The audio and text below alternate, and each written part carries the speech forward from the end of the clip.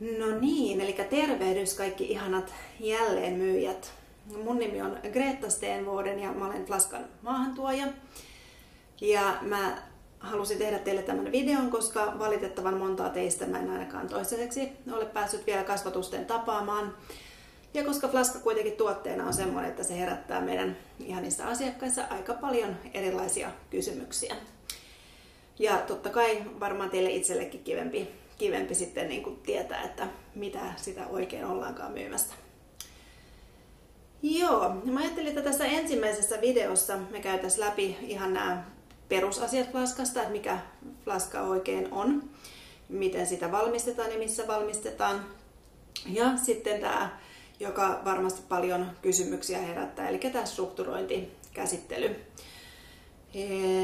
Ja sitten semmoista pyytäisin teiltä, että kaikki kysymykset, mitä nousee tästä videosta tai muuten Flaskaan liittyen, niin laittaisitte ne mulle mailillä. Nimittäin, jos teillä on ne kysymykset mielessä, niin todennäköisesti jollain muullakin on, niin sitten voidaan tällä tavalla yhteisesti käydä niitä läpi sitten tulevilla videoilla.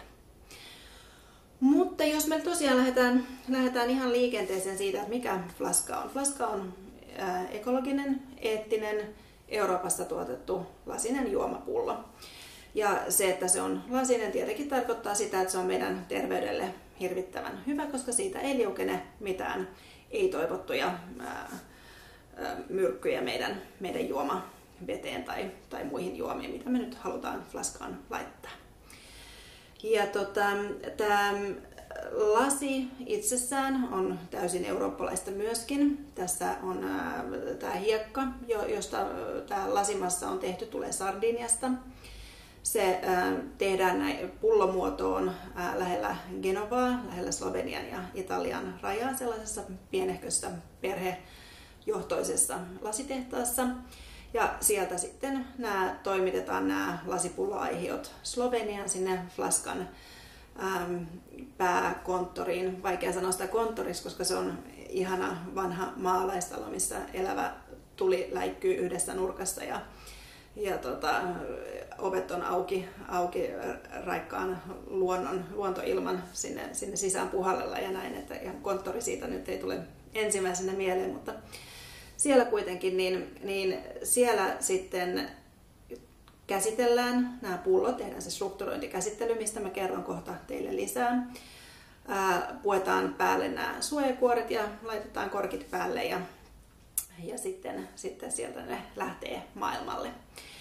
Eli meillähän on aika montaa eri mallia olemassa Flaskaa eri materiaaleista. Et periaatteessa neljää tällaista päälinjaa, itse tekee mieli sanoa 5, koska vaikka tämä farkku ja neopreeni luetaankin 9, niin mun mielestä ne on kyllä tai niinku, niistä tulee niin erilainen fiilis, että mä luen melkein, että meillä on 5 eri tämmöistä päälinjaa.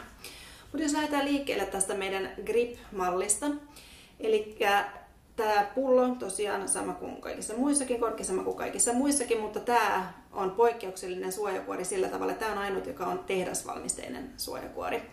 Eli muissa noita käsityövaiheita on huomattavasti paljon enemmän. Ja tämä myöskin on ainut suojakuori, joka ei tule Euroopasta, vaan tämä tulee Kiinasta. Ja tosiaan, että olette varmaan huomannut, että tämähän on huomattavasti paljon edullisempi pullo kuin monet muut, ja se johtuu tosiaan siitä, että on tätä tehdasvalmisteisuutta ja sitten tämä alkuperä on tällaiset erilaiset, niin sen takia tämän hinta on huomattavasti sitten edukkaampi asiakkaalle. Grip-pulloa on saatavana vain 0,5 litran kokoisena. Siinä missä näitä muita pulloja, jos laitetaan vaikka tälleen vierekkäin, niin meitähän on lähtökohtaisesti 3 eri koko Flaskaa. Eli on tämä 0,3 litrainen pieni, sitten on tämä 0,5 litrainen ja sitten tämä 0,75. Mun grippiä on tosiaan vaan se 0,5 litran versio olemassa.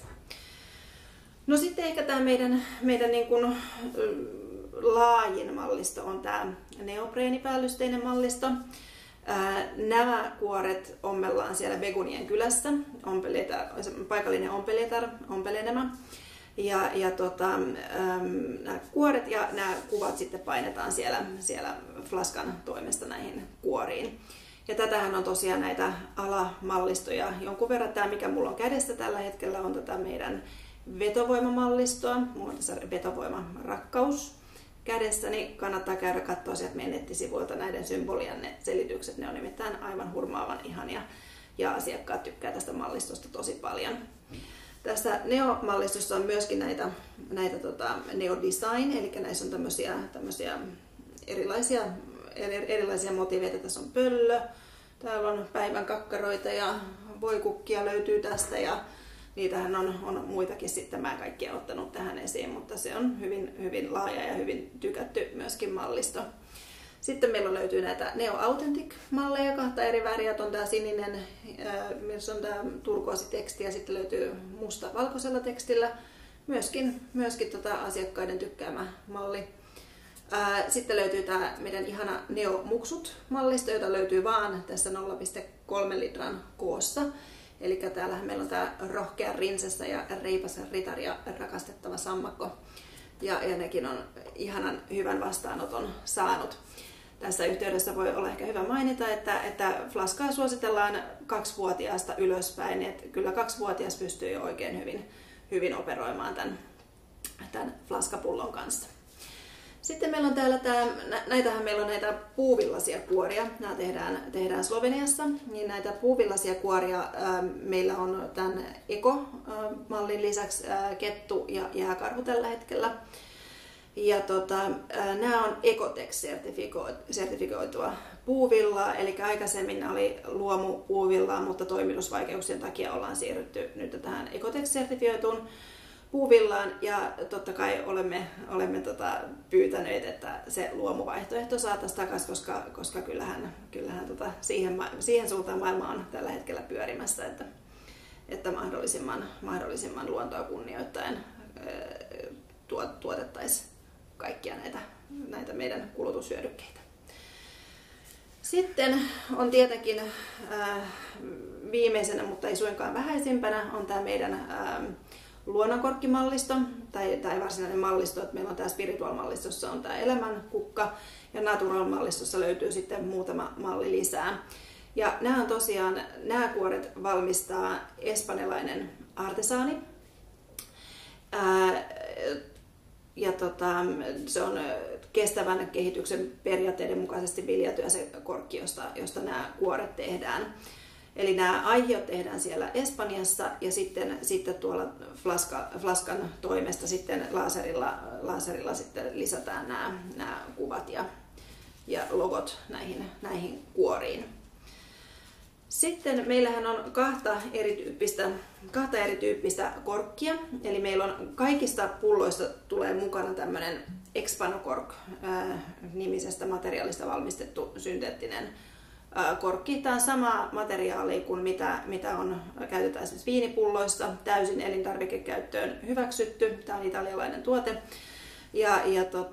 tämä on äärimmäisen kestävä ja täysin vedenpitävä. Tästä ei kyllä sitten, kun täällä vettä, ei sieltä mitään tule läpi. Ja tämä korkille on annettukin korkkitakuu, eli jos tämä nyt millään tavalla tuhoutuisi tai hukkuisi, niin meiltähän saa uuden velotuksetta. Mutta että tämä on kyllä todella toimiva korkki, ja tähän mennessä ainoastaan yhden asiakkaan korkki on päätynyt koiran hampaisiin ja sinne on uusi lähtenyt, mutta lähtökohtaisesti niissä ei kyllä mitään ongelmia ole ollut.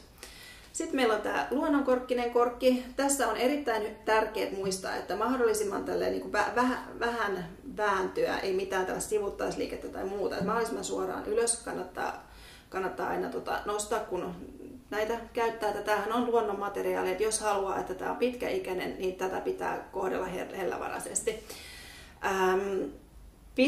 Pisimpään käytössä ollut tämmöinen luonnonkorkki, mitä minä tiedän, on 4 vuotta vanha. Mutta se on kyllä jo poikkeuksellista, että itse huomasin, mulla oli vajaan vuoden kuluttua, kun olin oman ensimmäisen ottanut käyttöön, niin huomasin, että pikkasen rupesi falskaamaan sieltä sivusta.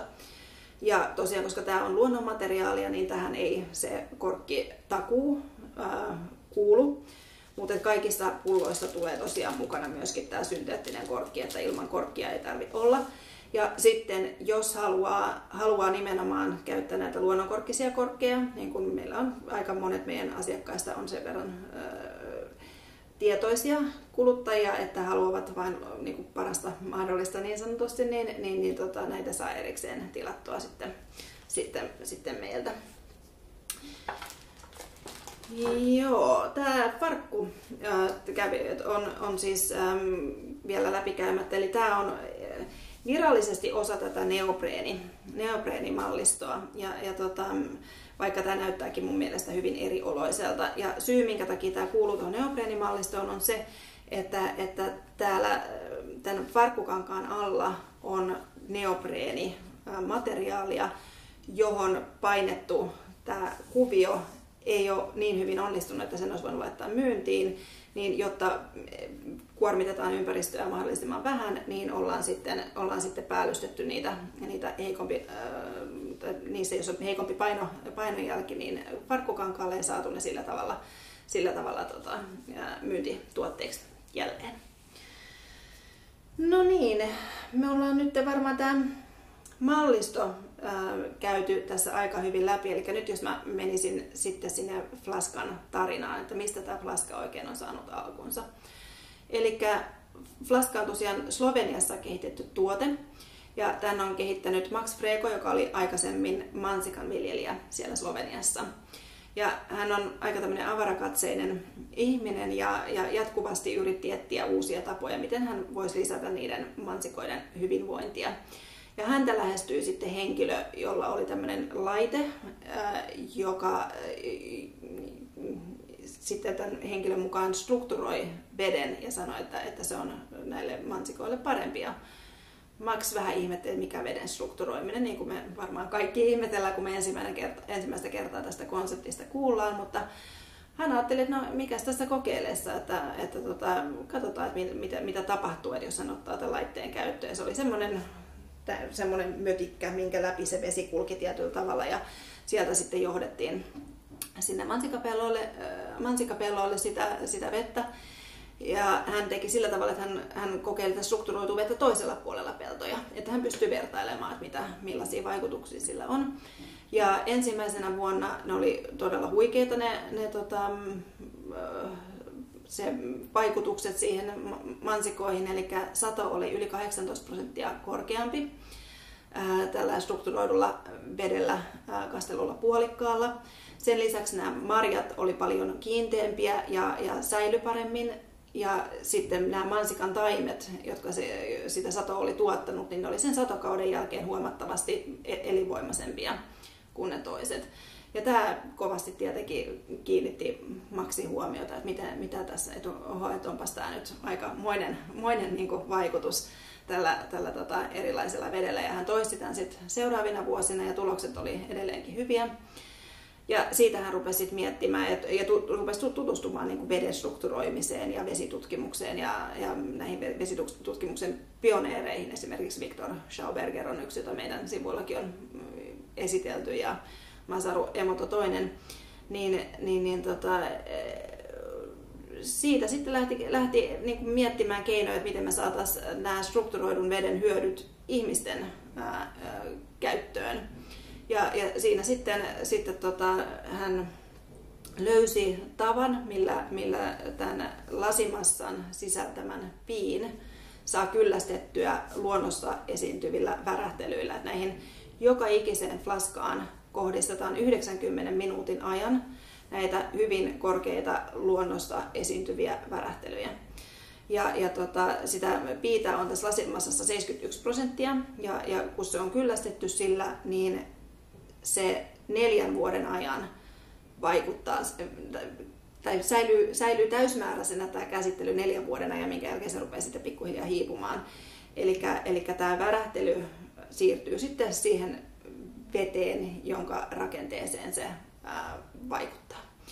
Ja tämä on ehkä helpoin selittää kuvilla, että hän on itsellekin, vaikka mä olen nähnyt sen prosessin ja näin, niin hieman vaikea käsittää, että mitä siinä oikeasti tapahtuu. Eli ylipäänsä se, että minkä takia veden rakenne ei ole hyvä, kun se meille saapuu, niin se johtuu siitä, että vesi kulkee meille nykyään ainakin täällä länsimaisessa yhteiskunnassa niin hyvin epäluonnollisia reittejä kautta. Eli siinä, missä lähdevesi pulppuilee maakerrosten läpi ja yli ja näin, niin meille tuleva vesi, se kulkee epäluonnollisista materiaaleista tehtyjä suoria putkia pitkin, missä ei se veden luonnollinen liike ei pääse toteutumaan. Siihen ei pääse sitoutumaan mineraaleja eikä happea samalla tavalla kuin se siellä kovalla paineella tulee. Sen lisäksi se käsitellään monilla erilaisilla kemikaaleilla se vesi ennen kuin se meidän kraanasta sitten meille tulee. Ja se epäluonnollinen ympäristö rikkoo veden luontaisen rakenteen. Luontainen rakenne vedessä on vähän samanlainen kuin lumihiutaleella, eli tämmöinen kuuskulmio. Tämä strukturointikäsittely tavallaan antaa sille vedelle sen värähtelymallin, jolla se pääsee takaisin siihen niin kuin lähelle sitä omaa aitoa ominaisvärähtelyrakennettaan. Nämä kuvat, mitkä on esimerkiksi tässä Flaskan lapussa, niin nämä on otettu semmoisen tutkijan kuin Masaru Emoto laboratoriossa tuolla Japanissa. Masaru Emoto on tässä pari vuotta sitten poistunut meidän keskuudesta, mutta hänen työnsä siellä edelleen jatkuu, mutta hän on henkilökohtaisesti ollut mukana tässä Flaskankin testaamisessa. Ja kannattaa tutustua tuohon Masaru Emoton työhön. Hän on hyvin mielenkiintoisia kokeita tehnyt siitä, että miten meditaatio vaikuttaa veteen tai erilaiset tunteet, kiitollisuus, rakkaus, viha, miten erilaiset musiikkilajit, miten ne vaikuttaa vesimolekyyleihin. Niin hänellä on tosi hienoja niin valokuvin esitetty näitä muutoksia, että oikein kiehtovaa työtä hän on tehnyt. Joo, ja se minkä takia sitten meitä kiinnostaa vähän se, että onko se vesi nyt strukturoitua vai strukturoimatonta, on toki se, että esimerkiksi meidän DNAta ympäröi strukturoitu vesi. Että tästä on myös valtavirtatiede on tästä jonkun verran puhuu, mutta ei siinä mittakaavassa, että me rakennettaisiin näitä meidän myyntiargumentteja sen varaan, että mehän kaikessa viestinnässä sanotaan, että valtavirtatiede ei ole ottanut kantaa näihin. Ja toki tutkimuksia löytyy, että esimerkiksi tuolta Washingtonin yliopistossa Gerald Pollack on yksi tämmöinen kuuluisa tutkija, jonka työhön kannattaa ehdottomasti perehtyä, että jos nämä strukturointikysymykset kiinnostaa. Voisin tässä vaiheessa sanoa senkin verran, että flaskahan ei suinkaan ole ainoa tapa strukturoida vettä, eli metodeja on monia ja niistä kyllä löytyy erittäin hyvin tietoa. Ihan jo YouTubesta on esitelty varsin laajasti näitä eri vaihtoehtoja. Joo. Nyt mä mietin, että pitäisikö mun siitä vielä nyt jotain sanoa, mutta mä luulen, että tässä nyt on ainakin lyhykäisyydessään tämä ydin tullut läpikäytyä. Eli voisin nyt tehdä sillä tavalla, että lopetan tämän videon tähän. Ja toivon, että olette saaneet tästä jotain kättä pidempää irti, jolla te voitte sitten helpommin kommunikoida teidän asiakkaiden kanssa. Ja tosiaan korostan tässä vielä lopussa sitä, että kaikki kysymykset, mitä Flaskaan liittyy, niin laittakaa ne mulle, niin käydään niitä sitten yhdessä läpi sit seuraavassa videossa, niin tulee laajemmin sitten keskusteltua näistä eri ominaisuuksista ja Flaskaan yleisesti liittyvistä asioista. Mutta oli oikein kiva nyt esitellä tätä flaskaa teille ja todella toivon lämpimästi, että pian jossain ympyröissä saan tavata myös teitä, jotka ei vielä kasvatuttuja näin muuten ole. Ja oikein ihanaa ja raikasta ja onnellista päivänjatkoa teille kaikille. Kiitos.